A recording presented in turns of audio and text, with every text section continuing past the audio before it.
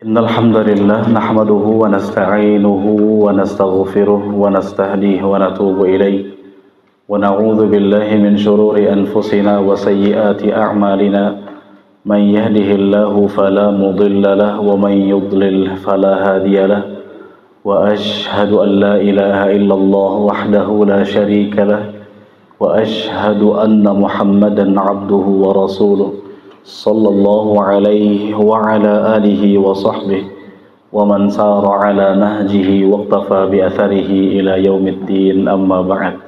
Ma'asyiral ummahat, para ibu-ibu, Bu Tijah, baru ngeliat lagi nih, alhamdulillah. Saya baru ngeh, Masya Allah, sehat terus Bu ya, sehat terus, keluarga juga sehat insya Allah ya, alhamdulillah. Jangan nggak hadir lagi ya. Ibu-ibu yang semoga senantiasa diberikan rahmat, keberkahan, serta penjagaan oleh Allah Subhanahu wa Ta'ala. Alhamdulillah, kita bersyukur kepada Allah Subhanahu wa Ta'ala. Kembali Allah pertemukan kita di sini dalam rangka untuk ngadem sesaat, ya Bu ya, ngadem sambil nuntut ilmu. Yang mana tidak pernah bosan kita merenungi dan mengulang-ulang penyemangat-penyemangat dari Nabi SAW yang berkenaan dengan keutamaan bermajlis ta'lim. Kata Rasulullah SAW, "Man salaka tariqan yaltamisu fihi ilman, sahhalallahu lahu bihi tariqan ilal jannah." Barang siapa yang menempuh suatu jalan dalam rangka menuntut ilmu, maka Allah akan mudahkan bagi kita jalan menuju surga. Ya, mudah-mudahan Allah juga melimpahkan kepada kita ilmu yang bermanfaat dan kita berlindung kepada Allah dari ilmu yang tidak bermanfaat. Ibu-ibu sekalian rahimani wa rahimakumullah, di siang hari yang berbarokah ini izinkan kami kembali memberikan faidah-faidah yang mudah-mudahan bermanfaat untuk kita semua. Yang mana alhamdulillah pertemuan sebelumnya telah kita jelaskan seputar tata cara wudu sesuai sunnah Nabi Sallallahu Alaihi Wasallam. Ya, masih ingat Bu ya? Cara wudu riwayat siapa kemarin? Riwayat siapa? Riwayat sahabat siapa? Utsman bin Affan. Ya, yang sudah kita bahas bagaimana cara wudu yang merupakan tata cara paling sempurna, kata Al-Imam Ibnu Syihab. Ya, dan sudah kita bahas di pertemuan sebelumnya. Mudah-mudahan ibu-ibu masih paham ya Bu ya. Apa masih lupa Bu? Masih paham ya insya Allah ya. Dipraktekin nggak Bu? Praktekin nggak? Tapi nggak ada yang jawab, masa ya Bu ya. Dipraktekin apa enggak Bu? Kok bilang-bilang? Serba salah ya.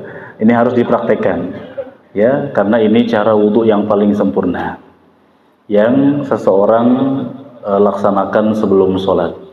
Dan ternyata ibu-ibu sekalian rahimani wa rahimakumullah, cara wudhu yang paling sempurna yang diceritakan atau dipraktekkan langsung oleh Utsman bin Affan radhiyallahu taala anhu, pertemuan sebelumnya telah kita sampaikan, ternyata beliau langsung memulai wudhunya dengan apa? Mencuci kedua telapak tangan, tidak mengucapkan bismillah ya, dan tidak melafadzkan doa-doa khusus atau doa-doa tertentu. Baik, kita masuk kepada penjelasan seputar wudhu, dan nanti jika dibutuhkan kita juga akan jelaskan lagi tentang cara wudhu atau nanti di sesi tanya jawab. Kita masuk dulu ke perincian seputar wudhu ya Bu. Di halaman berapa di situ?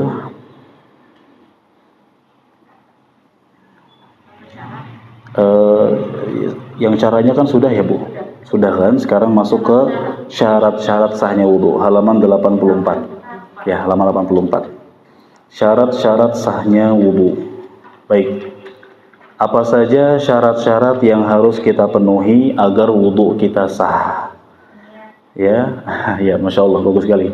Jadi di buku ini Ibu, nanti Ibu bisa lihat masing-masing. Di buku ini penulis menyertakan 3 syarat sahnya wudhu, yang 2-nya disepakati dan yang 1-nya diperselisihkan oleh para ulama. Ya, saya akan sampaikan mana syarat yang diperselisihkan oleh para ulama. Syarat sah wudhu yang pertama adalah apa Ibu? Niat. Dan niat yang dimaksud kata para ulama, an-niyatu mahalluhal qalbu. Niat itu tempatnya di mana, Ibu? Tempatnya di hati. Ya, tidak perlu diucapkan dengan lisan menurut pendapat para ulama. Jadi pendapat yang kami pilih bahwa ketika ingin ibadah apapun tanpa mengucapkan lafaz apapun karena tempatnya di hati. Ya, ibu dengar azan, kemudian ke kamar mandi, ke tempat wudhu, mau ngapain, Bu? Mau ngapain itu? Kan nggak mungkin mau beli pulsa gitu loh, Ibu. Mau ngapain, Ibu? Mau masak kan enggak? Pasti ibu ketika dengar suara azan ke tempat wudhu, itu mau wudhu, itulah niat. Ya, kemudian bapak-bapak ke masjid, ke tempat wudhu, mau ngapain, Bu, itu, Bu? Mau ngapain itu kira-kira? Ah, udah pasti mau apa? Mau berwudu, itulah niat. Kata para ulama, niat tempatnya di hati, tidak perlu dilafazkan dengan lisan. Itu pendapat yang kita pilih. Tapi kalau nggak pakai niat, Bu, misalkan, alhamdulillah, marhaban. Misalkan ada orang wudu nggak pakai niat, begini contohnya, Bu. Aduh, panas banget nih, misalnya gitu kan, di luar panas banget, biasalah periuk gitu kan, nggak orangnya, nggak cuacanya panas, ya panas banget nih. Terus dia akhirnya ke kamar mandi wudu. Itu kejadiannya misalkan jam 2 siang. Panas banget nih, ke kamar mandi wudu. Lalu datang waktu asar, Bu. Pertanyaannya adalah ketika ingin sholat asar, dia perlu wudu lagi atau tidak? Ada yang bilang perlu, ada yang bilang tidak nih. Silang pendapat di kalangan ibu-ibu Darussalam At-Taqwa, subhanallah. Inilah fikih ya. Silang pendapat di kalangan, enggak cuma ulama aja, ibu-ibu juga, masya Allah. Nah, itu dia. Tadi dia wudu niatnya apa? Mengademkan tubuh. Makanya harusnya niatnya untuk menghilangkan hadas, niatnya untuk sholat. Nanti dapat wudu untuk sholat juga, dapat ademnya juga. Jadi jangan sampai seseorang wudu niatnya hanya untuk mengadem aja. Ya, kalau perlu diniatkan untuk sholat. Sehingga nanti ketika datang waktu asar, kebetulan air lagi mati, dia belum sempat wudu lagi, pakai wudu yang tadi, boleh. Yang penting niatnya. Oleh karena itu ketika ada orang yang wudu niatnya, kata para ulama, untuk mengademkan tubuh, berarti hadas kecilnya belum hilang. Dia masih harus wudu lagi ketika datang waktu asar. Kunci motor ya, silakan, Bu, jangan ditinggalin, Bu, kuncinya. Masya Allah. Baik ya, sedekah diam-diam namanya itu. Baik. Ya, jadi ibu harus pakai niat. Ini semua berdasarkan hadis yang sangat masyhur sekali, sangat terkenal sekali. Ibu bisa lihat di halaman 84. Rasulullah Shallallahu Alaihi Wasallam bersabda, Innamal a'malu binniyat. Sesungguhnya amalan seseorang tergantung niatnya. Ya, kalau sekiranya kita ingin sholat, maka harus niat sholat. Kalau mau wudu, harus niat wudu. Tapi niat yang dimaksud cukup terbesit di hati, tidak perlu dilafazkan. Ya, itu pendapat yang kita pilih. Meskipun pasti ya, silang pendapat di kalangan para ulama selalu ada.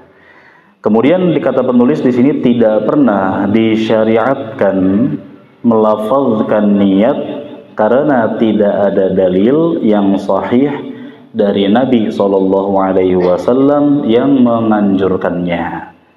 Ya, meskipun ya sudah kita menghormati ulama-ulama lain yang menganjurkan harus pakai niat atau lafaz-lafaz tertentu. Baik. Dan syarat yang pertama ini ibu disepakati oleh seluruh ulama. Ya, disepakati. Nggak ada silang pendapat di kalangan para ulama. Kemudian syarat sah wudu yang kedua apa? Mengucapkan. Baik, sebenarnya bukan basmalah ibu, lebih tepatnya bukan basmalah tapi tasmiyah. Tasmiyah. Diganti aja. Tasmiyah. Karena beda antara basmalah dengan tasmiyah. Bedanya apa? Kalau basmalah lengkap, Bismillahirrahmanirrahim, itu basmalah. Kalau tasmiyah, Bismillah aja. nggak pakai aja sih, Bismillah, ya Bismillah, doang, nggak pakai doang, ya Bismillah. Kalau basmalah tadi apa basmalah? Bismillahirrahmanirrahim. Nah kalau yang merupakan syarat sahnya wudu itu tasmiyah. Sama kayak kita mau makan, mau minum itu tasmiyah. Mau masuk rumah tasmiyah. Mau pakai pakaian tasmiyah. Mau masak tasmiyah. Buka dompet tasmiyah. Kali aja banyak istilah gitu. Istighfar. Awalnya bismillah dulu. Lihat astagfirullah, lupa. Isi air aja kayak shampoo kan, diisi air numbuh lagi tuh. Siapa tahu dompet gitu juga. Jadi Ibu, beda antara penyebutan tasmiyah dengan basmalah, ya. Kalau basmalah lengkap. Basmalah itu kita ucapkan kapan Ibu? Pas mau baca Al-Quran ayat pertama dalam suatu surat. Ibu mau baca surah An-Naba misalkan, awalnya ta'awudz, kemudian basmalah. Kemudian ayat pertama surah Al-Fatihah itu basmalah. Ya, jadi kalau Ibu mau baca Quran, jangan cuma tasmiyah tapi basmalah. Nah, adapun yang kita bahas sekarang itu istilahnya tasmiyah. Hanya ucapan bismillah. Kenapa demikian? Kenapa dianjurkan baca bismillah atau tasmiyah? Karena ada hadis Nabi SAW, la salata liman la wudu'a lahu wa la wudu'a liman lam yadhkurismallahi alaihi. Kata Rasulullah SAW, tidak sah salat bagi orang yang tidak berwudu, dan tidak sah wudu bagi orang yang tidak mengucapkan bismillah. Ini hadis yang derajatnya hasan, dan syarat sah yang kedua ini diperselisihkan oleh para ulama, diperdebatkan oleh para ulama. Sebagian ulama mengatakan wudu itu harus bismillah. Sebagian lain mengatakan bismillah itu hukumnya hanya sunnah, tidak wajib. Baik, kenapa demikian? Boleh kita tambahkan tulisannya ya. Sebagian ulama berpendapat tasmiyah sebelum wudu hukumnya sunnah. Sebagian ulama berpendapat tasmiyah sebelum wudu hukumnya sunnah.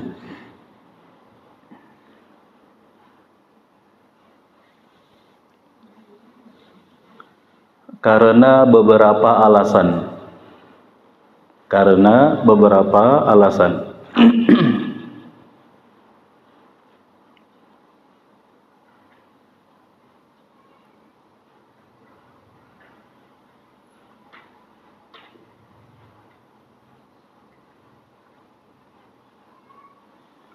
Satu,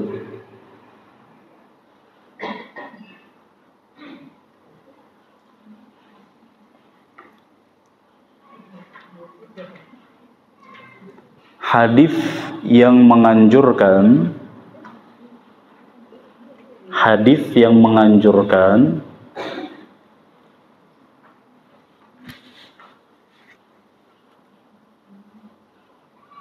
tasmiyah sebelum berwudu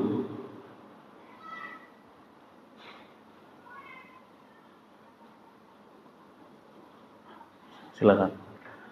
Hadis yang menganjurkan tasmiyah sebelum berwudu dianggap lemah oleh sebagian ulama. Selamat datang Ibu, selamat bergabung, insyaallah. Ulang dari awal ini mah kayaknya serunya. Ya, lanjut ya. Dianggap lemah oleh sebagian ulama. Ya, dianggap lemah oleh sebagian ulama.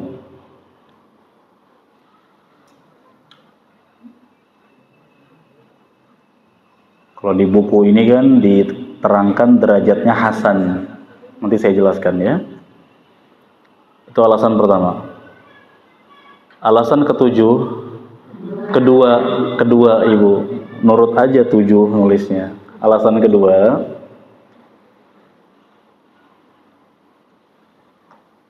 tata cara wudu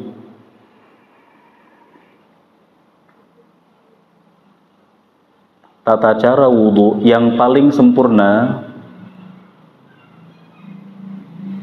tata cara wudhu yang paling sempurna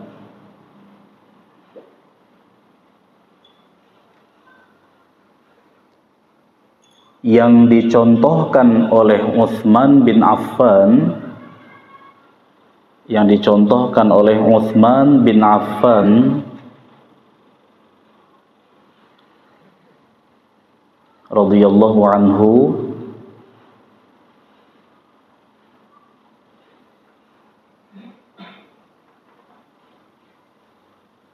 tidak diawali dengan tasmiyah, tidak diawali dengan tasmiyah.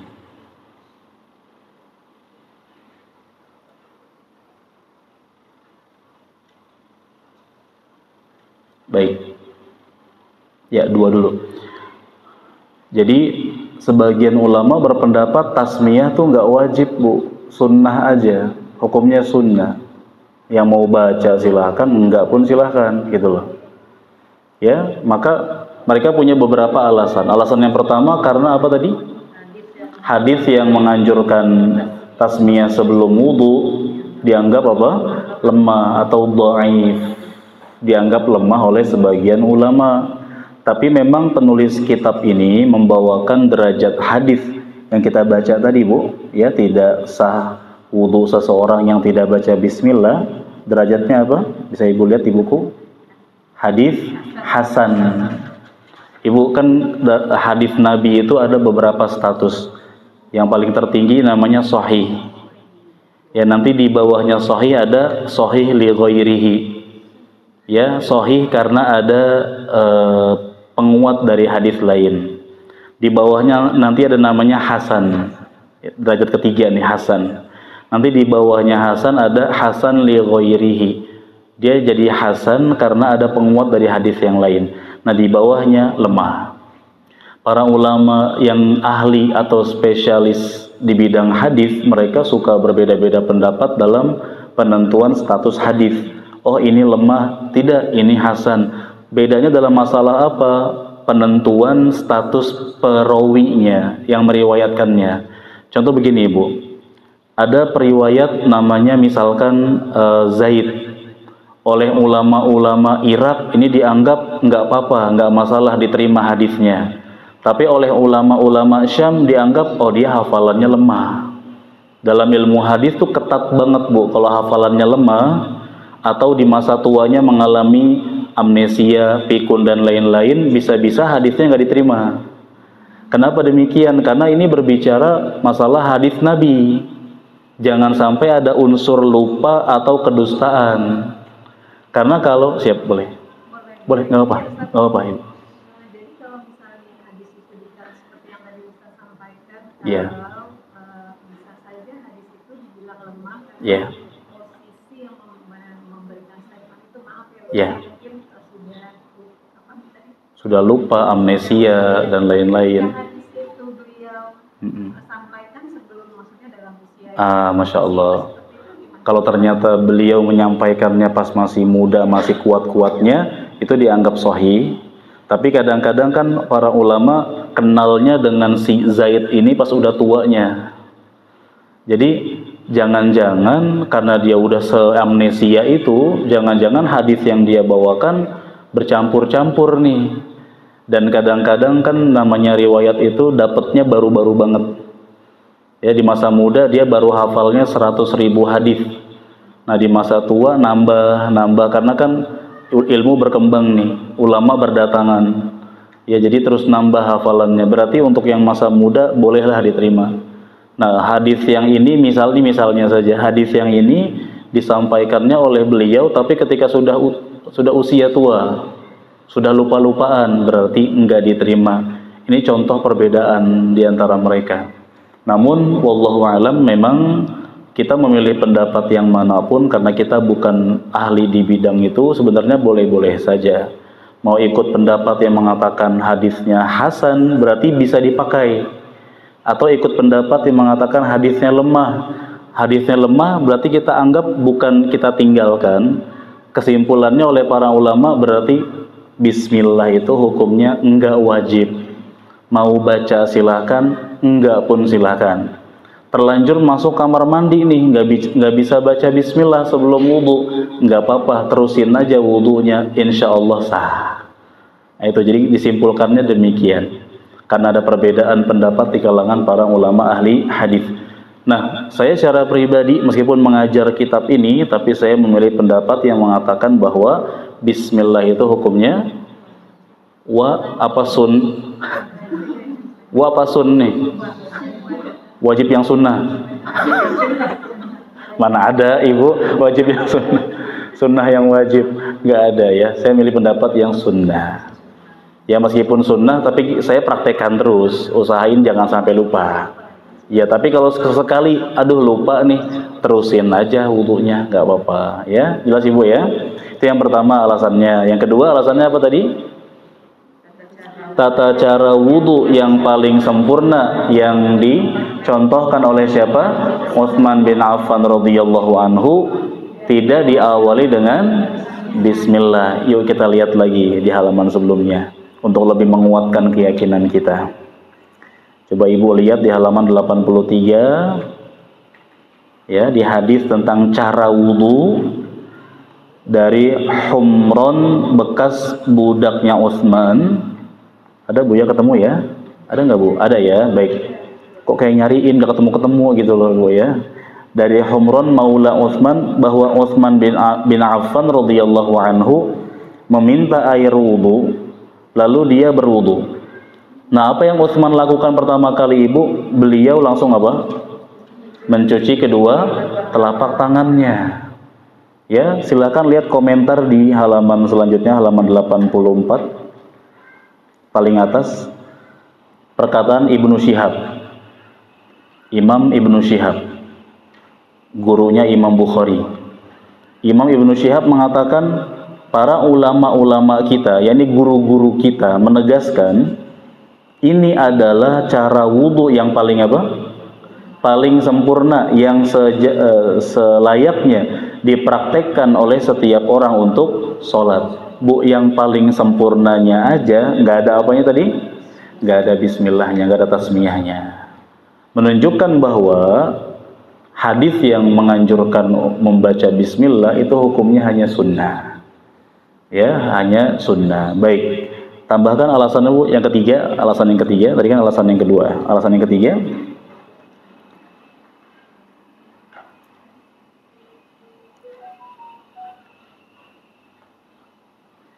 makna dari kalimat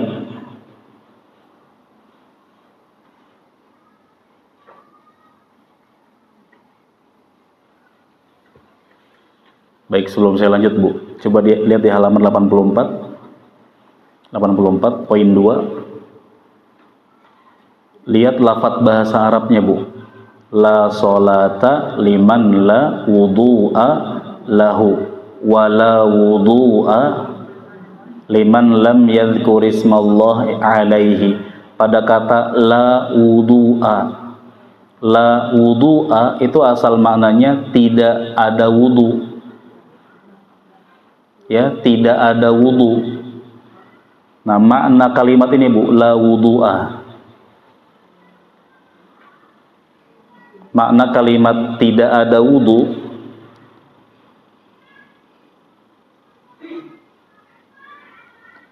memiliki beberapa tafsiran,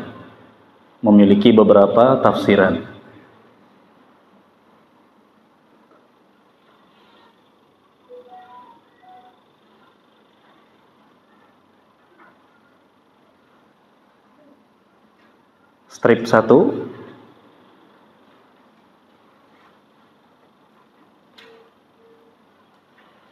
tidak sah.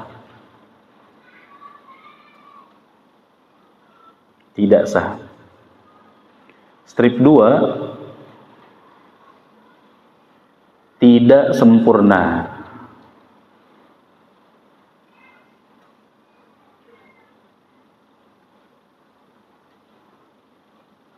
namun sah. Ya, tidak sempurna namun sah. Baik. Jadi alasan ketiga kenapa bismillah atau tasmiyah itu hukumnya tidak wajib, karena kata atau makna dari kalimat la wudu'a. Tadi apa arti la wudu'a, Ibu? Tidak ada wudu. Kan kalau oleh penerbit diterjemahkan langsung tidak sah ya. Ibu lihat di terjemahannya Bu di poin 2. Ya, penulis menerjemahkan apa? Penerbit ya. Tidak sah wudu. Sebenarnya ada beberapa tafsiran. Kata la wudu'a, tidak ada wudu, ada beberapa tafsiran. Yang pertama maknanya apa, Ibu? Tidak sah. Berarti kata la wudu'a, tidak ada wudu, maksudnya enggak sah wudu seseorang yang tidak baca apa? Bismillah. Tapi tafsiran yang kedua apa? La wudu'a maknanya apa?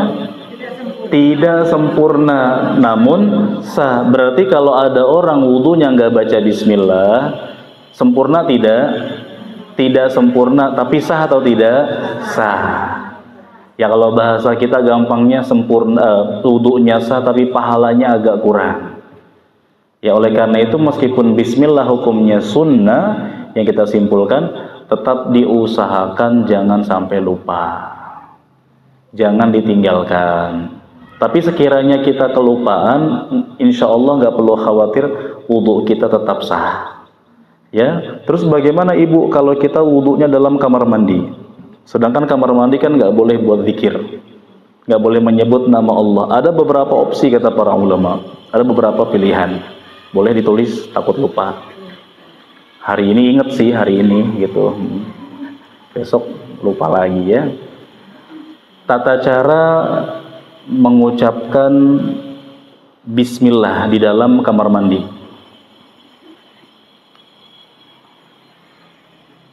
Tata cara mengucapkan bismillah di dalam kamar mandi.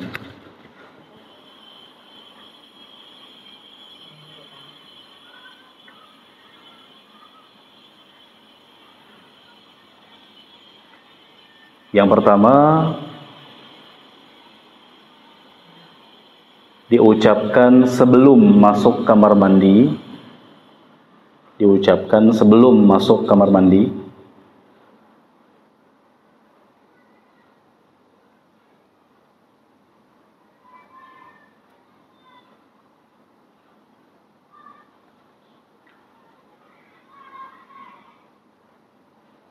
Disertai dengan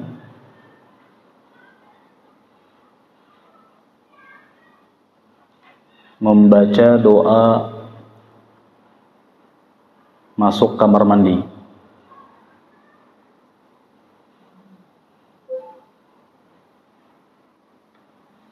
Membaca doa masuk kamar mandi. Cara yang kedua,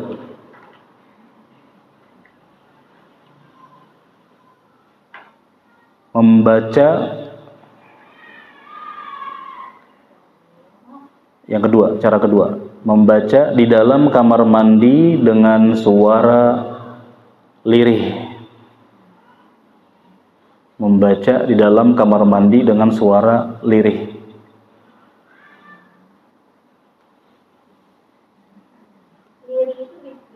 Lirih itu ya pelan. Pelan, lirih. Kayak bisikan tetangga di tukang sayur ya. Tahu kan? Pokoknya kalau udah main mata isyarat tahu kan. Itu di majelis tukang sayur tuh gitu ya. Baik ya. Yang ketiga caranya membaca di dalam hati. Membaca di dalam hati.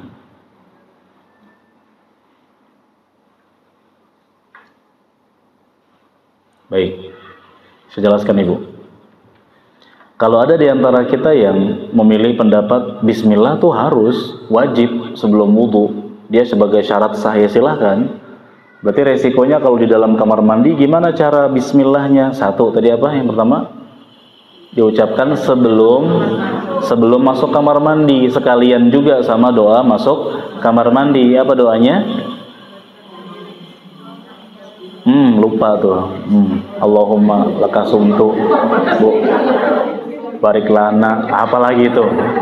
Kemana-mana. Bismika.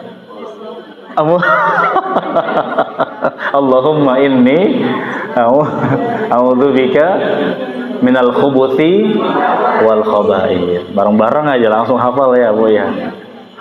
Kan bismillah dulu. Kan kita pernah bahas kan di bab buang hajat, sebelum masuk kamar mandi disunahkan tasmiyah bismillah. Manfaatnya bismillah sebelum masuk kamar mandi apa? Dapat menjadikan antara kita dengan mata-mata para jin ada hijab, ada penghalang. Nah, maka bismillahnya sekalian sambil baca doa masuk kamar mandi. Ya, tapi kan nanti wudunya masih agak lama, ya nggak apa-apa. Yang penting udah bismillah dulu. Kenapa? Karena bismillah dikategorikan sebagai syarat. Yang namanya syarat, Ibu, syarat itu artinya sesuatu yang harus dipenuhi di luar ibadah. Di luar ibadah. Kalau sudah masuk ke ibadah, harus ngapain aja nih biar sah ibadahnya, itu namanya rukun. Ya, sama-sama harus ya, syarat dengan rukun. Bedanya kalau syarat di luar ibadah, kalau rukun di dalam ibadah. Kayak sholat nih, Bu. Biar sholat kita sah harus gimana sebelum sholat? Wudu dulu, madhep kiblat, berdiri, masuknya waktu, menutup aurat, itu syarat namanya. Tapi kalau sudah takbir Allahu Akbar, biar sah sholat kita harus ngapain aja? Ruku, i'tidal, sujud. Itu namanya apa tadi? Rukun. Rukun tuh di dalam. Kalau syarat di luar. Nah, bismillah atau tasmiyah dianggap sebagai syarat oleh sebagian ulama. Jadi ibu mau masuk kamar mandi bismillah, wudunya mah nanti. Ibu kan mandinya kan 45 menit ya kan. Lama amat, Bu, 45 menit ya. Ibu kan wudunya setengah jam lagi, enggak apa-apa. Yang penting udah bismillah tadi, ya. Baik. Cara yang kedua gimana tadi? Baca bismillah tetap, tapi dengan suara yang lirih, pelan. Ya, pelan banget. Kenapa, Bu? Kenapa harus pelan-pelan? Karena bismillah kan mengandung nama Allah. Nama Allah nggak layak diucapkan di tempat yang kotor kayak kamar mandi. Berarti gimana? Ini diistilahkan juga oleh para ulama melakukan keharaman yang lebih ringan. Misalkan, Bu, kita dihadapkan dengan dua larangan, yang mau nggak mau harus lakukan salah satunya. Berarti lakukan yang paling ringan. Ya, mengucapkan nama Allah dalam kamar mandi kan nggak boleh. Tapi kalau nggak mengucapkan bismillah, wudunya nggak sah menurut pendapat sebagian ulama. Gimana nih kalau kita nggak baca bismillah, wudunya nanti nggak sah? Ya sudah, terpaksa menabrak batasan Allah, melanggar peraturan, tapi dengan cara melanggar yang paling ringan. Kalau teriak baca bismillah kan nggak boleh. Berarti kita langgar dengan metode yang paling ringan, paling minim kesalahannya, yaitu apa? Baca bismillah tapi dengan suara yang pelan. Itu kata ulama begitu. Ya, yang ketiga gimana caranya? Dalam hati. Tapi yang baca dalam hati ini nggak terlalu dianjurkan. Kenapa? Karena baca dalam hati bukan dinamakan dengan baca. Dinamakan baca itu bibir dan lidah harus bergerak. Itu namanya baca. Jadi kalau ada orang misalkan zikir tapi dalam hati aja, apalagi misalkan baca Quran, mau hatamin dalam hati, cepet itu mah, Bu. Kan gitu, gampang banget ya. Dalam hati soalnya. Makanya, Bu, kalau misalkan ada orang, ini keluar jalur sedikit, Bu, masalah sholat. Rukun sholat yang pertama kan takbiratul ihram, takbir pembuka, Allahu Akbar. Harus mengucapkan, mau imam mau makmum sama-sama Allahu Akbar. Kalau seorang ketika sholat, baru mulai sholat, cuma gerakan tangannya doang, Bu, takbirnya dalam hati, maka belum sah sholatnya. Seakan-akan dia masuk ke rumah nggak lewat pintu, ya langsung dobrak. Dikatakan masuk ya masuk, tapi nggak sah, nggak resmi masuknya. Begitupun sholat. Ketika sholat seseorang mingkem aja, nggak ngucapin Allahu Akbar, langsung gerakan tangan, dia belum masuk ke sholat. Kadang-kadang ini terjadi ketika masbuk, ketika ketinggalan. ngelihat imam udah ruku, buru-buru pengen ruku sama imam, akhirnya takbirnya cuma takbir buat ruku, Allahu Akbarnya buat ruku. Harusnya kan masuk dulu ke sholat, Allahu Akbar, lalu takbir lagi buat ruku, Allahu Akbar. Itu udah masuk ke sholat namanya. Berarti kalau misalkan ibu di rakaat pertama lupa mengucapkan takbir, ya cuma dalam hati, berarti jadikan rakaat kedua sebagai rakaat pertama lagi. Rakaat sebelumnya hangus. Jelas Bu ya? Paham ya? Nah itu dia. Oleh karenanya para ulama mengatakan, dikatakan baca adalah bibir dan lidah bergerak. Begitupun dalam mengucapkan bismillah. Makanya tata cara mengucapkan bismillah dalam hati enggak terlalu dianjurkan oleh para ulama, tapi dibahas juga oleh mereka. Jelas Ibu? Baik. Kita masuk ke syarat sah wudu yang ketiga. Muwalah, ya ada di halaman 84. Muwalah. Apa sih muwalah? Muwalah maknanya berturut-turut, berkesinambungan, tidak diselingi oleh pekerjaan lain.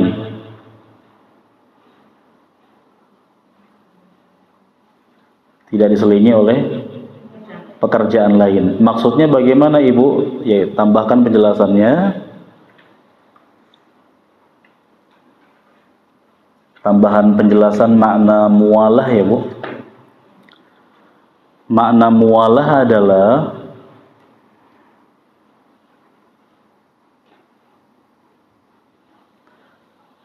menyeluruh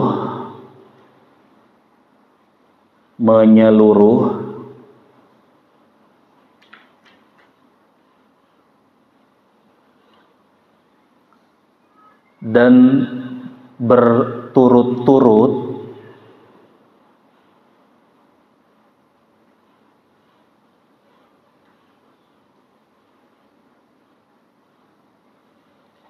dalam melaksanakan rukun wudu, menyeluruh dan berturut-turut dalam melaksanakan rukun wudu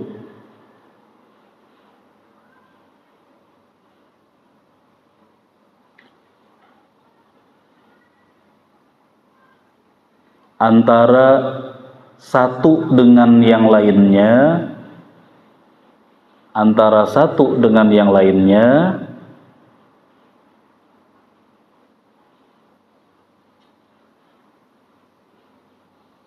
tanpa jeda yang panjang,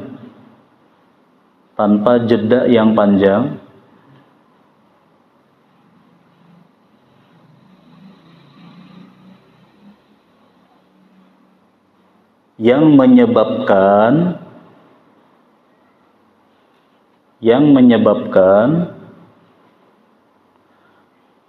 basuhan sebelumnya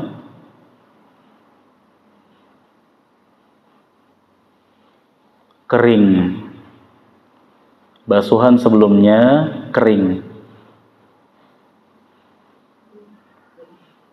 Baik, itu makna muwalah. Ya. Apa tadi Bu makna muwalah? Menyeluruh dan berturut-turut dalam melaksanakan rukun wudu. Ibu, rukun wudu nanti kita juga akan bahas ya, kayak cuci muka, kumur-kumur ya. Baik, kemudian apa? Antara satu dengan yang lainnya tanpa jeda yang panjang, tanpa jeda yang lama, yang menyebabkan apa?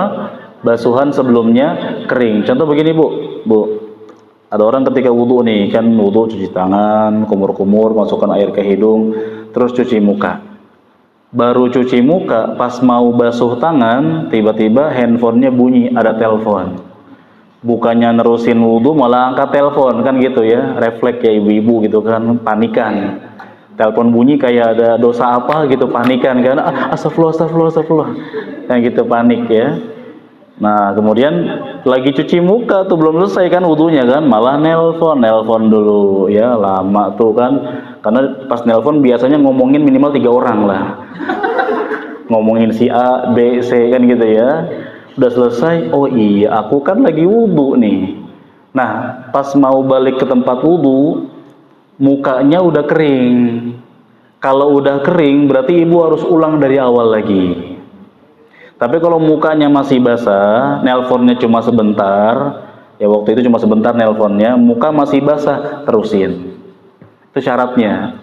Basuhan sebelumnya masih basah atau udah kering. Kalau udah kering ulang dari awal. Ya, kalau masih basah boleh teruskan. Makanya jedanya jangan lama-lama. Ya, baru sampai cuci muka, pas mau cuci tangan, oh iya, kompor belum dimatiin, kan gitu, matiin kompor dulu. Bentar doang gitu kan, lanjut lagi ke wudunya, silahkan, boleh, nggak masalah. Kadang-kadang kan seseorang ketika berwudu, misalkan pas bagian cuci tangan, nanti selingin sama nyela-nyela jari dulu, ya bersihin kotoran di kuku dulu, misalkan begitu, silahkan, boleh. Ya, tapi jangan lama-lama yang menyebabkan basuhan sebelumnya gimana? Kering. Kalau sudah kering maka ulang dari awal. Karena wudhu itu harus muwalah. Muwalah maknanya menyeluruh. Semua anggota wudhu kena, terbasuhkan dengan baik. Jangan sampai ada jeda yang menyebabkan kering. Jelas Ibu? Baik ya. Jadi itu makna diantara makna muwalah. Dan ini disepakati oleh para ulama. Ya, ini disepakati oleh para ulama. Kenapa demikian? Karena ada hadis, boleh kembali ke buku, ada hadis dari Khalid ibnu Ma'dan. Khalid ibnu Ma'dan radhiyallahu anhu, beliau berkata, "Annan Nabiyya sallallahu alaihi wasallam ra'a rajulan yusalli wa fi dhuhri." Kau dhuhri ya, harakatnya salah Ibu, harusnya fathah. Salah cetak. Wa fi dhuhri qadamihi lum'atu qadri dirham. Lam, harusnya lam bukan lima, ini salah lagi harokatnya. Lam yusib hal ma'u fa amarahu an-nabiy sallallahu alaihi wasallam an yu'idal wudu'a was salata.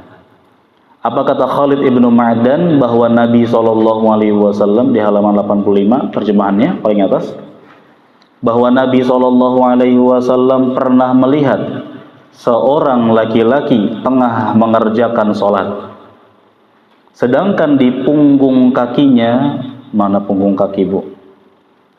Emang kaki ada punggungnya? Mana coba punggung kaki?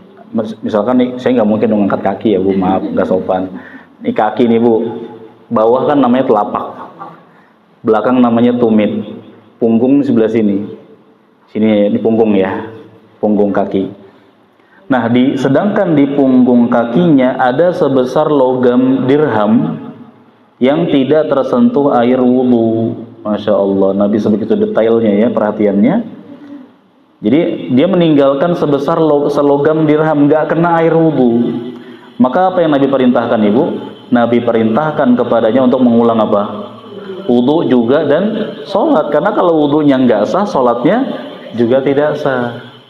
Jadi Ibu, di sini kasusnya Rasulullah Shallallahu Alaihi Wasallam melihat ada salah seorang sahabat, dia wudhu, habis wudhu dia sholat.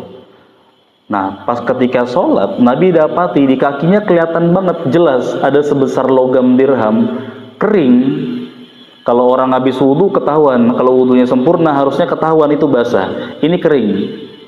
Lalu selesai sholat, Nabi perintahkan dia untuk ulang wudhunya, ulang sholatnya. Kenapa demikian? Karena wudhunya dia menyisakan segini, menyisakan selogam.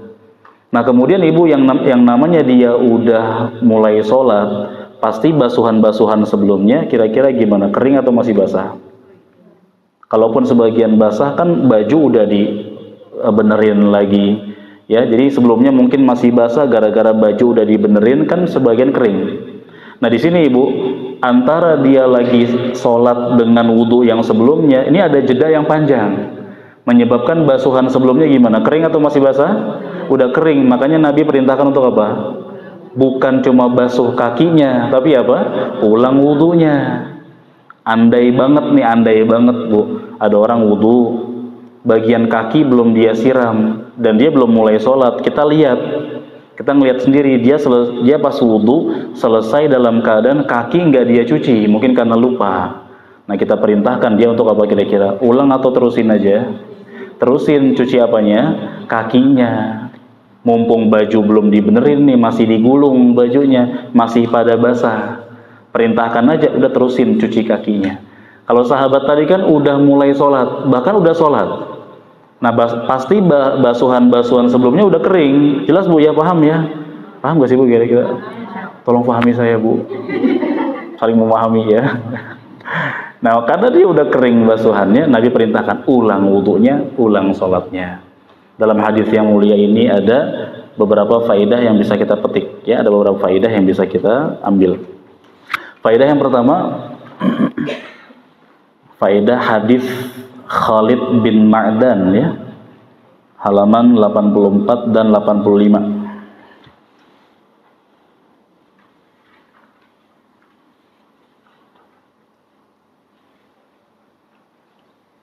Faedah yang pertama,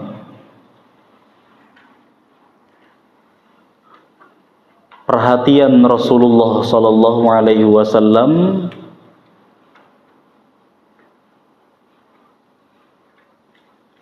kepada para sahabat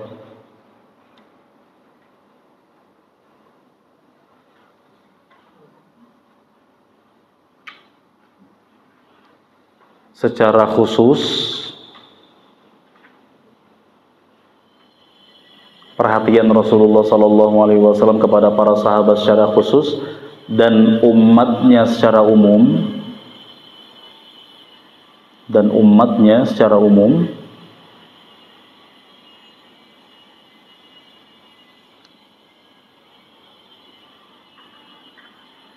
dalam perkara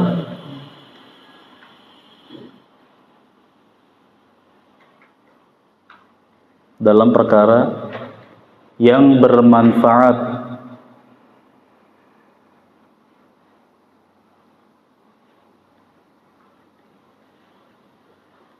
untuk mereka.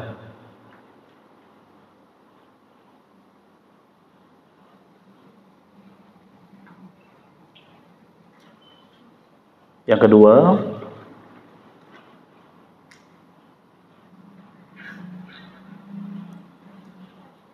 hendaknya seorang guru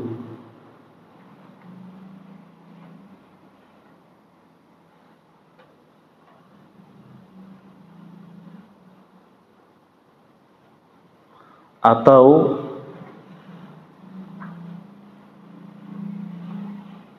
pemberi nasihat secara umum,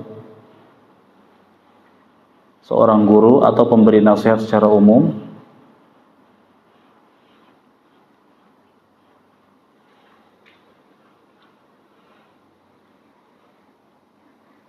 selalu memperhatikan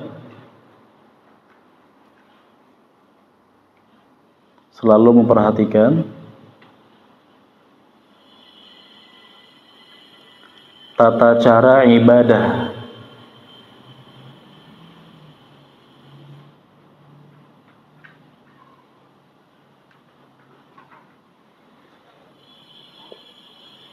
muridnya,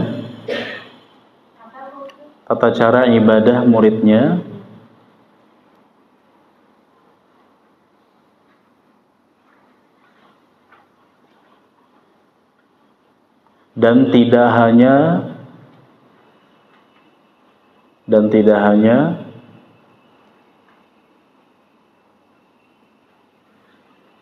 menjelaskan teorinya,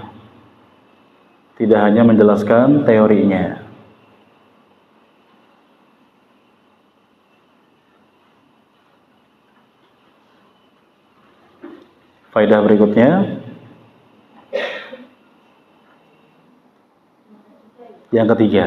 faedah yang ketiga.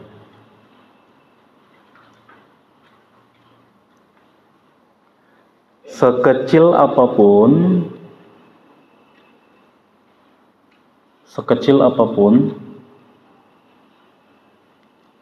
bagian dari anggota wudu,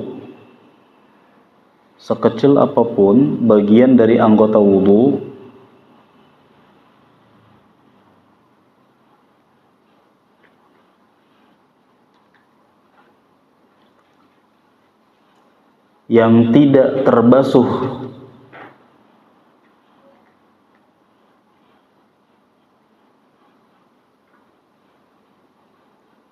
oleh air, yang tidak terbasuh oleh air,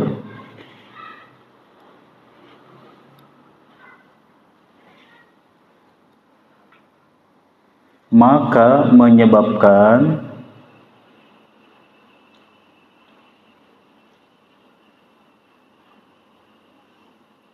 wudu tidak sah. Wudu tidak sah.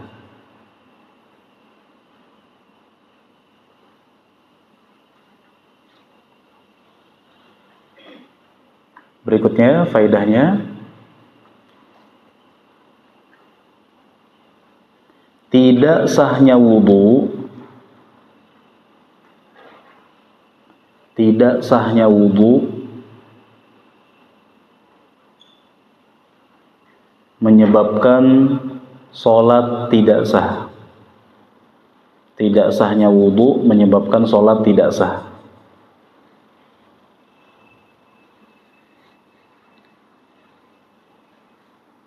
Sehingga keduanya harus diulang.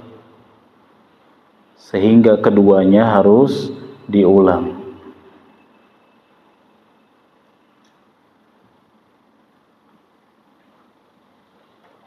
Baik, saya jelaskan dulu. Faedah yang bisa kita petik dari hadis Khalid ibnu Ma'dan radhiyallahu anhu tentang kisah Nabi memerintahkan salah seorang laki-laki untuk mengulang wudu dan sholat. Faedah yang pertama apa Ibu tadi?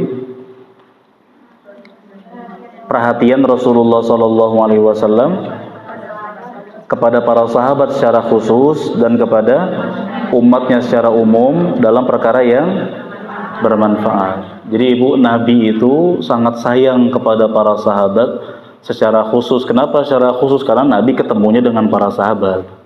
Tapi secara umum kepada semua umatnya, semuanya tanpa terkecuali. Bahkan betapa banyak dan sering Nabi mengajukan pilihan kepada Allah yang menguntungkan kita, Bu, menguntungkan umatnya. Ya, seperti Nabi SAW pernah hampir mewajibkan siwak sebelum wudu atau sebelum sholat. Tapi Nabi tahu bahwa mewajibkan siwak sebelum wudu dan sholat itu memberatkan, maka nggak jadi diwajibkan. Kalau buat Nabi mah ringan, Nabi bisa rutin sebelum wudu siwakan dulu. Apa siwakan tuh? Sikat gigi, ya. Sebelum sholat siwakan dulu. Nabi bisa, tapi kan Nabi mikirin umatnya. Ya, ditakutkan mereka repot, ya, keberatan, maka nggak jadi diwajibkan. Ya, Nabi SAW juga pernah sampai di momen bulan puasa, malam pertama, malam kedua mau sholat taraweh sama sahabat berjamaah. Malam ketiga Nabi nggak keluar menemui sahabat. Ya, setelah subuhnya Nabi mengatakan kepada para sahabat, aku tahu kalian tadi malam kumpul di masjid nungguin aku untuk sholat taraweh bareng. Tidak ada yang menghalangi aku untuk bertemu dengan kalian, melainkan aku itu takut kalau nanti taraweh jadi wajib. Karena ketika Nabi masih hidup kan wahyu turun. Takutnya kalau Nabi dan para sahabatnya rutin taraweh setiap hari berjamaah, nanti taraweh jadi wajib. Ibu, kalau taraweh diwajibkan, berat nggak kira-kira? Lumayan berat bagi sebagian orang, ya. Kalau bagi yang enteng ya enteng, karena kan sebagian orang ada yang kerja shift malam, ada yang harus dagangnya cuma bisanya malam doang, kan gitu. Kalau tarawehnya wajib, dia gara-gara dagang nggak taraweh, dosa. Nah, Nabi nggak mau kalau nanti taraweh jadi wajib. Sholat duha, Nabi itu kata sebagian sahabat, sholat duhanya nggak tiap hari, Bu. Kalau kita nih sekarang mau tiap hari boleh, karena kan wahyu udah nggak turun kan. Nabi dulu ada yang mengatakan sholat duhanya sesekali. Bahkan Anas mengatakan, aku nggak pernah lihat Nabi sholat duha. Ya, Aisyah juga demikian. Ternyata kata para ulama, Nabi nggak merutinkan tiap hari sholat duha karena takutnya jadi wajib. Nah, Nabi kan sayang sama kita umatnya. Kalau para sahabat bisa aja melakukan sholat duha wajib tiap hari. Nah, Nabi memikirkan umat-umat sampai di akhir zaman. Yang Nabi tahu berdasarkan kabar dari Allah bahwa kualitas umat Muhammad di akhir zaman makin melemah, makin melemah. Ya, nggak sesemangat zaman sahabat dulu. Makanya Nabi SAW banyak mengajukan kepada Allah hal-hal yang manfaatnya besar banget buat kita. Seperti Nabi juga mengajukan kepada Allah agar umat ini jangan diberlakukan kayak umat sebelumnya. Umat sebelumnya sekali maksiat langsung turun azab, lunas langsung. Nah, Nabi minta agar umat ini azabnya diundur di hari kiamat. Enak nggak, Bu? Mau bilang enak malah diundur. Jadi banyak dong, Bu. Enaknya diundur, Ibu. Misalnya nih, maaf, maksiat umat sebelumnya ada nggak di umat ini? Maksiat umat sebelumnya ada nggak di umat ini? Ada semua. Umat sebelumnya ada yang maksiatnya berupa suka sama jenis. Umat ini ada nggak? Ada. Umat sebelumnya ada yang maksiatnya berupa curang dalam timbangan. Zaman sekarang buahnya pakai u, buahnya. Ya, ada yang maksiatnya membangkang kepada Nabi dan lain sebagainya. Umat ini banyak yang mencela Rasulullah SAW. Kalau diberlakukan kayak umat sebelumnya, Bu, umat ini habis sudah. Suka sama jenis ada, langsung diazab lunas, jebret. Habis sudah nanti jumlahnya. Nah, enaknya azab itu diundur kalau maksiatnya sekarang terus bertaubat dan taubatnya diterima sama Allah di hari kiamat, nggak jadi diazab. Jelas, Ibu? Kayak misalkan seorang ayah nih menyediakan pecutan ke anaknya. Pokoknya kalau dibanguninnya susah, udah sedia nih pecutan. Tinggal nanti lihat aja kalau bangunnya susah, jebret. Si anak jadinya dia berubah, semangat, bangunnya nggak pernah terlambat, semangat sholat, dia nggak pernah menyia-nyiakan sholat. Pecutannya mah udah ada, Bu. Jadi disabet gak kira-kira? Nggak jadi. Kenapa? Karena anak ini berusaha taat. Kita pun demikian. Azab udah ada belum, Bu? Udah Allah sediakan belum? Udah. Macam-macam azab di alam kubur, di hari kiamat udah Allah sediakan. Nah, tinggal tugas kita nih banyak-banyak bertaubat biar nanti di hari kiamat nggak jadi diapain, nggak jadi diazab. Itu tugas kita, kan enak. Terus enaknya di umat Muhammad SAW juga adalah datangnya terakhiran, masuk surganya duluan. Umat terdahulu malah belakangan. Subhanallah. Maka di sini Rasulullah SAW itu orang yang sangat-sangat sayang, Bu, sama kita. Kalau kita ada yang ngaku sebagai orang paling penyayang sama keluarganya, sifat sayang kita itu nggak ada apa-apanya dibandingkan dengan sifat sayangnya Rasulullah SAW. Ya, kepada umatnya secara umum. Bahkan Nabi SAW itu nanti di hari kiamat pun nungguin kita di telaga beliau. Ya, Kautsar, ya, telaga Kautsar. Kata Nabi SAW, ana faratukum 'alal haud. Aku tunggu ya kalian di telagaku. Ya, Nabi kan nggak mungkin minta hidup 2000 tahun biar ketemu kita, kan nggak mungkin. Nabi tahu bakal wafat. Tenang, saya wafat. Kita nggak ketemu memang di dunia. Saya tunggu ya kalian di telaga. Pas kita lewat, Nabi manggil ummati, ummati. Ya Allah, itu umatku, umatku. Dipersilakan, boleh minum, boleh minum. Sayang banget beliau sama kita. Tinggal tugas kita apa? Mempraktekkan sunnah-sunnah beliau dengan sepenuh hati. Ya, mencintai beliau dengan cara mentaati perintahnya, menjauhi larangan-larangannya. Jelas, Ibu? Itu yang pertama, ya. Yang kedua apa?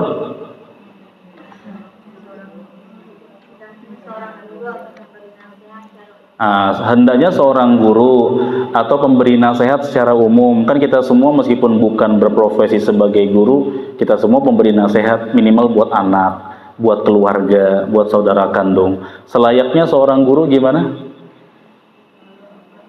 Selalu memperhatikan tata cara ibadah murid-muridnya, nggak cuma ngajarin apanya, teorinya. Begini loh cara sholat, begini loh cara wudhu, tapi di luar nggak pernah diperhatiin. Kita pun ke anak demikian. Jangan cuma wudhu sana, enggak, perhatiin gimana cara wudhunya. Nabi pun begitu, Bu, Masya Allah. Dalam riwayat yang lain, kasusnya bukan punggung kaki yang kering, tapi tumit. Nabi langsung mengangkat suara agar para sahabat semuanya dengar. Wailun, celaka, lil aqabi minan nar. Tumit-tumit terancam masuk neraka. Maksudnya apa? Tumit-tumit yang kalau wudhu nggak kena air. Buka keran nih, nyodorin kaki doang begini. Tumitnya kering, Bu. Kalau tumitnya kering, berarti seakan-akan dia belum wudhu. Kalau dia sholat pakai wudhu yang nggak sebagus itu, maka seakan-akan nggak pernah sholat. Kalau dia seakan-akan nggak pernah sholat, berarti terancam masuk ke dalam neraka. Nah, Nabi sangat sayang kepada para sahabat ngelihat cara ibadahnya. Sampai ketika mencontohkan cara sholat, Nabi naik ke mimbar, Bu. Kata Nabi SAW, sholatlah kalian sebagaimana kalian melihat aku sholat. Nabi contohin di atas mimbar. Ya, ketika ruku, Nabi masih di mimbar. Ketika sujud, turun. Para sahabat ngelihat. Nabi kadang-kadang ketika berzikir mengencangkan sedikit suaranya biar para sahabat tahu apa yang harus dibaca. Dan Nabi SAW nggak malu-malu menegur sahabat. Ada sahabat datang kepada Nabi sholat sunnah. Setelah sholat datang kepada Nabi, kata Nabi, balik lagi kamu, sholat lagi, kamu tuh belum sholat. Sampai 3 kali, Bu. Kata sahabat tersebut, wahai Rasulullah, aku nggak bisa cara lain selain ini. Ternyata sahabat tersebut sholatnya cepat-cepat, tergesa-gesa, mirip kayak yang viral, Bu, 23 rakaat 7 menit. Allah, dolin, amin. Ini olahraga namanya, Bu. Dan tidak sah. Ya, baik. Berikutnya apa? Berikutnya. Sekecil apapun bagian dari anggota wudhu yang tidak terbasuh menyebabkan wudhu tidak sah. Sekecil apapun. Kecuali kalau kita nggak sadar, ya, Bu. Kalau kita nggak sadar, kita nggak tahu, nggak masalah. Tugas kita berusaha wudhu semaksimal mungkin. Kalau kita nggak sadar, ada bagian yang nggak kena air wudhu, nggak masalah. Berikutnya. Tidak sahnya wudhu menyebabkan apa? Tidak, sholat menjadi tidak sah. Kalau wudhunya aja nggak sah, maka sholatnya juga tidak sah. Maka berhati-hati, jangan sampai kita tergesa-gesa dalam berwudhu. Usahakan sih, Bu, ketika membasuh bagian-bagian wudhu sambil merenung. Karena Nabi SAW juga pernah bersabda, ketika seseorang membasuh wajahnya, maka dosa-dosa yang pernah diperbuat oleh wajahnya akan berguguran sampai tetes air wudhu penghabisan. Ketika dia basuh tangannya, maka dosa-dosa yang pernah diperbuat oleh tangannya berguguran sampai tetes air wudhu penghabisan. Selesai wudhu, dosa habis, Bu, Masya Allah. Jadi jangan buru-buru. Ya, air wudhu yang kita basuhkan ke anggota tubuh kita menyebabkan anggota tubuh kita nanti di hari kiamat bercahaya. Nabi kan secara manusiawi nggak kenal wajah-wajah kita, Bu. Tapi beliau kenal ini umat beliau dari mana? Kata Nabi SAW, umatku itu akan dibangkitkan di hari kiamat ghurran mubajjalin, bercahaya. Apa yang bercahayanya? Seluruh anggota-anggota wudhunya. Makanya Abu Hurairah punya inisiatif pribadi, kalau gitu biar makin panjang cahayanya, cuci tangannya jangan cuma sampai siku, tapi lebihin, biar cahayanya makin panjang. Nah, anggota-anggota ini selain jadi saksi kebaikan, dia juga akan bercahaya nanti di hari kiamat, cahaya iman. Sehingga Rasulullah SAW sangat kenal dengan kita. Maka pelan-pelan aja, apalagi ibu sholat di rumah, qomatnya ngatur sendiri. Kan gitu, Bu, bisa santai dulu. Azan nih, masak dulu nggak sih? Bisa, masak dulu, silahkan. Kalau kita kan terbatas waktunya di masjid kan. Kalau ibu-ibu kan waktunya luas. Yang penting jangan sampai mengundur-undur waktu sholat sampai datang waktu sholat yang selanjutnya. Ya, itulah dia faedah-faedah dari hadis Khalid ibnu Ma'dan. Seputar apa yang kami telah sampaikan, Ibu mau ada yang mau bertanya? Silahkan, boleh bertanya.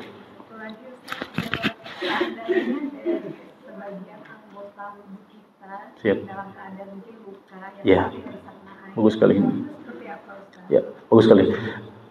Ibu, kalau misalkan di anggota wudhu seseorang ada luka atau perban atau bidai, kayu yang buat patah tulang, maka ada perbedaan pendapat di kalangan para ulama. Pendapat pertama mengatakan tetap yang lainnya mah wudhu kayak biasa, nanti bagian yang di perban atau di bidai usap aja.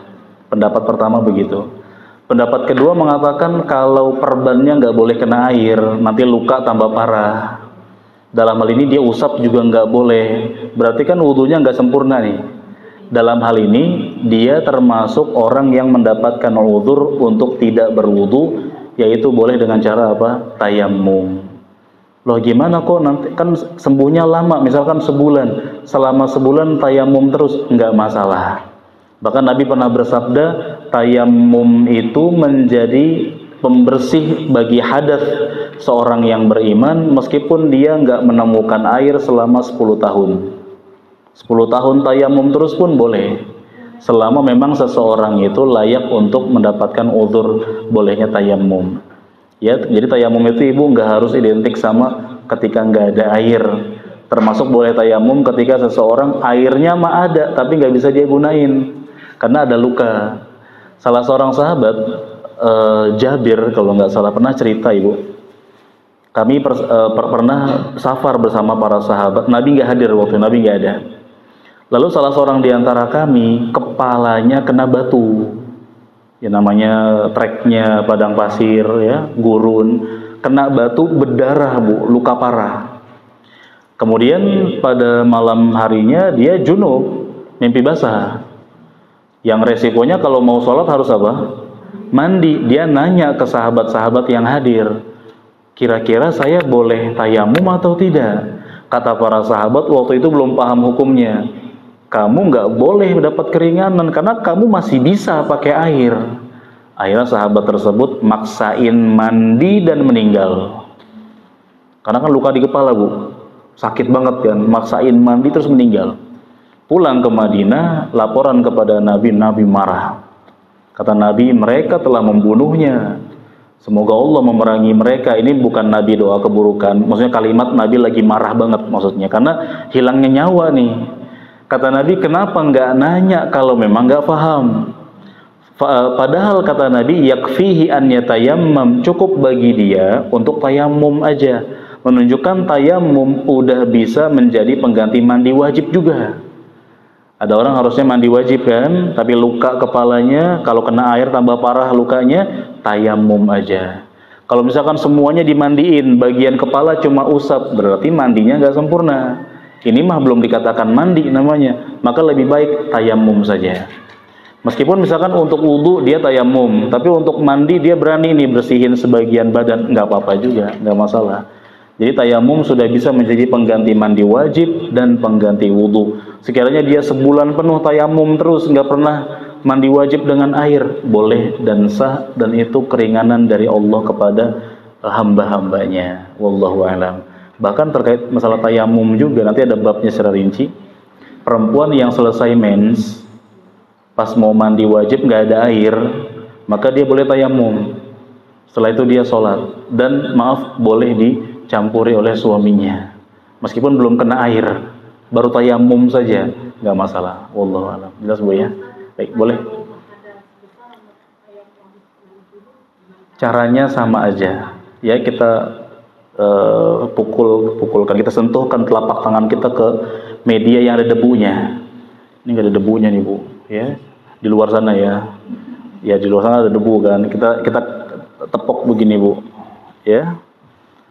Kalau ada pasir-pasirnya tiup dulu, enggak pakai pasir banget, enggak, tiup dulu, kemudian boleh ibu usap wajah dulu baru telapak tangan, atau telapak tangan dulu baru wajah ya, sekali aja tiup, kemudian usap wajah, kemudian telapak tangan, selesai. Semudah itu. Di umur berapa? Enggak sampai sikut. Ada sih pendapat ulama sampai sikut, tapi yang kita pilih cuma sampai telapak tangan. Di umur berapa baru tahu? Mau nanya, silahkan, boleh.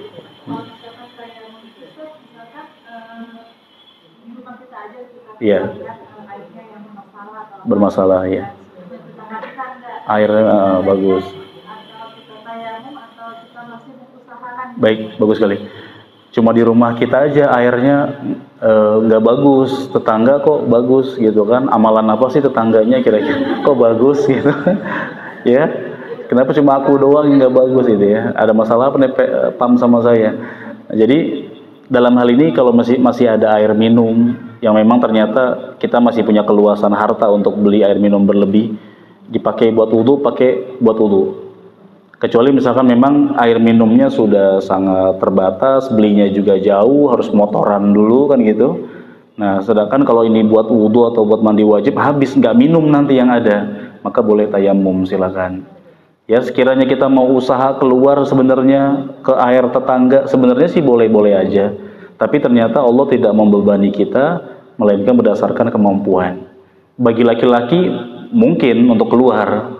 Nah, bagi perempuan kan kadang nggak memungkinkan buat keluar-keluar rumah.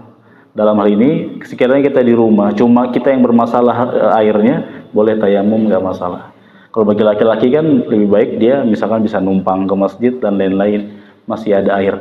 Dalam hal ini misalkan kan ada air gerobak ya, beli kan. Kalau ternyata bisa beli air gerobak, beli air gerobak. Meskipun keluar harta, ya setiap mau pakai air beli, nggak masalah. Dan bisa jadi dalam hal ini jual beli air jadi wajib. Awalnya kan mubah, boleh-boleh aja, mau beli air silahkan, enggak pun silahkan. Tapi karena air lagi mati, lagi bermasalah, tapi kita lihat ada air gerobak yang dijual, dalam hal ini kita wajib beli dari situ. Ya, untuk mengadakan air untuk bersuci. Wallahu a'lam. Jelas ya? Ada lagi silakan, boleh? Cukup? Tidak ada? Enggak ada karena paham ya Bu? Insyaallah, enggak buru-buru mau pulang kan Bu?